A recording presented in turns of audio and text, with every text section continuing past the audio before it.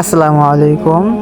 আজকে আমাদের সেহেরির জন্য অ্যারেঞ্জমেন্ট করা হচ্ছে, তো দেখতে থাকুন। এই যে একটা মুরগি আছে, আর এই যে কাঁচামরিচ, মানে আমাদের সমস্যার কারণে কাঁচামরিচ দিয়ে আমরা রান্না করি। এই যে পেঁয়াজ রসুন আছে। আজকে 18 তারিখ তারাবিদ শেষ করে আমরা রান্নার জন্য রেডি হইলাম। তারপর আমরা টমেটো দিয়েও রান্না করব, চেষ্টা করতেছি যে আজকে টমেটো দেব।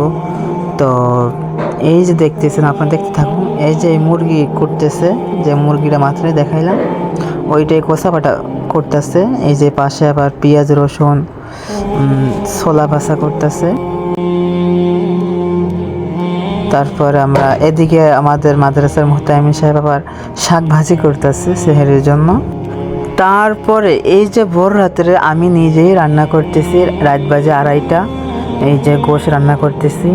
তো আসলে গরম গরম খাওয়ার মজাই অন্যরকম, তাই নিজেই রান্না করতেছি। ভিডিওটি যদি ভালো লাগে তো অবশ্যই লাইক কমেন্ট শেয়ার করবেন।